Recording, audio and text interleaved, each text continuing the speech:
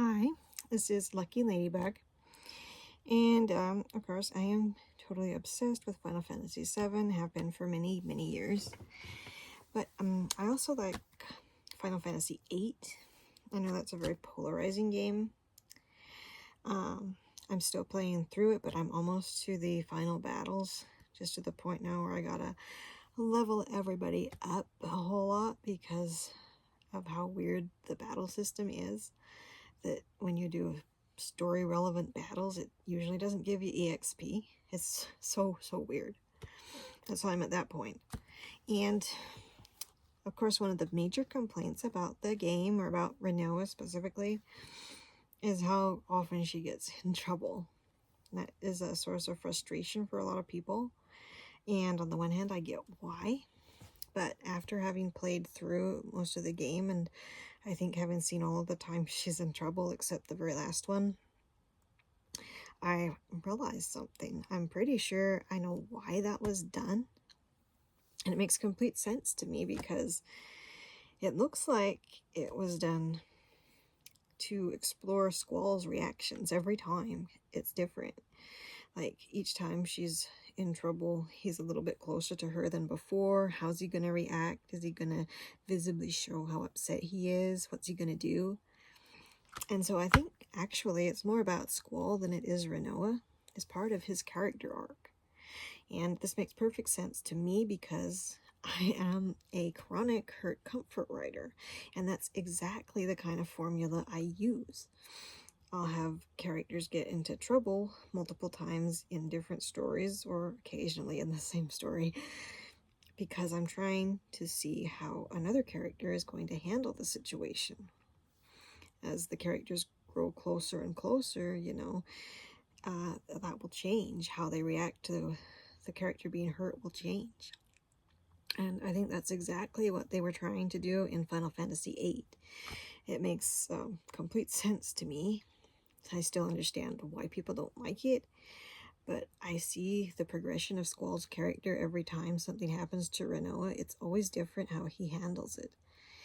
And so I actually love it. I love seeing how he handles every single instance. My favorite was the space station thing. And so I don't really have that big of a problem with that.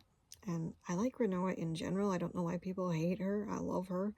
Squall needed the things she said to him when she was scolding him for being a jerk or whatever. And, unlike a lot of characters that you'll find in like anime that are brash like that, Rinoa she's not physically abusive, and she actually is humble enough to think about it and think maybe she was judging him too harshly. She even apologizes. Now, like, how many characters do you know in anime that would do that? Like Ran from Detective Conan or something. They never apologize. They just punch the other character whether they deserved it or not, and yell at them, and they always think they're right. And that is totally different than Rinoa. So why does she get all this hate? I don't get it. It's because of her that Squall develops into a better person. And their relationship is so important that it's even the logo for the game. And I think it's a beautiful game, a beautiful relationship, and I just don't know why it gets hate. Really don't. And especially as a hurt comfort writer, I understand, I think, where they were coming from with Rinoa getting in trouble so much. So, everything makes perfect sense to me. And I'm looking forward to finishing up the game, seeing the last cutscenes and everything. And, it's really weird. Oh, he's not over there. I have 2 figures of Laguna, and it was only after I got him that I realized something very strange. Well, actually, I realized it before I got him, but I realized it even more when I had him in my hand.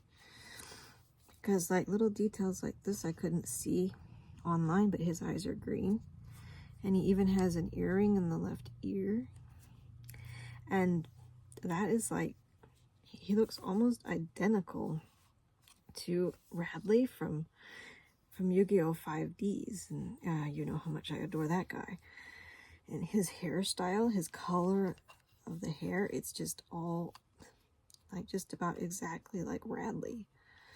Like, I've thought of maybe getting a second figure and trying to, like, paint the jacket black or something and have it be a Radley figure, because the resemblance is so incredible. This is so weird, huh? But FF8 came first, 1999. I think Radley's arc in 5Ds came like 11 years later. So I honestly really wonder, were they actually deliberately designing Radley based on Laguna? Because look, he even has a little piece of hair right in front. It hangs down in the middle of his face. Just like every detail about his hair and his eye color and his earring and all of that, it's just like Radley. And that is so weird. It just seems like it's too much to be a coincidence. I'm really kind of thinking maybe they designed Radley based on Laguna, because nothing else makes sense to me when the resemblance is that strong. So strange. But so I just love the game. I love the characters, and honestly, I love that hardly anybody dies in it. I'm kind of mad though that both of the women Laguna loves dies, so he doesn't get to have either one of them. I mean, seriously, why?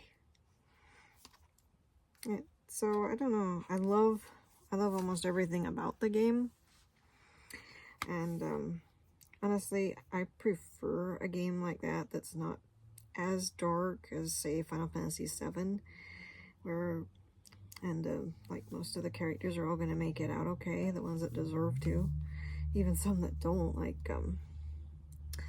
the rival.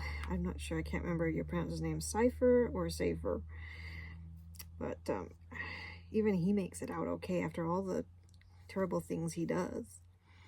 Like, at first, when he's with Adia, I could sympathize with him a little bit, because he probably idolized her from being the matron at the orphanage. He remembered how good she was. So I kind of sympathized with him there a little bit. But as soon as he instead changes his loyalty to Ultimecia, once he realizes that there's this person there and she was the one really controlling everything, and then he's going to help her, like, compress time so that nobody can exist except her, including him. He's going to die. And it's just like, what on earth is wrong with this guy, you know? Like, he should have thrown in the towel at that point and helped everybody defeat Ultimecia. He should have been mad at her for possessing Adia. And instead, he just goes and switches his loyalty to Ultimecia as soon as he knows it was her there. Why? So, not a big fan of that guy, but even he makes it out okay. So there's always the chance he could, you know, develop later. So I like that a lot, that so many characters do survive in that game. So, like, if I was going in blind to both games, I think I would probably lean towards FF8 totally.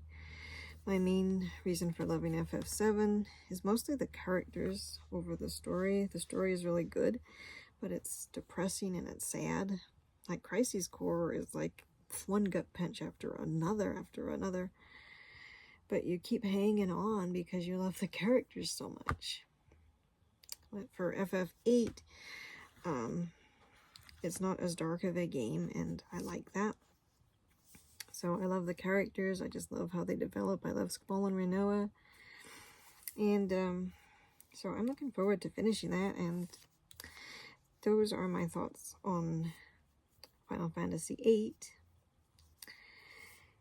And thanks for watching.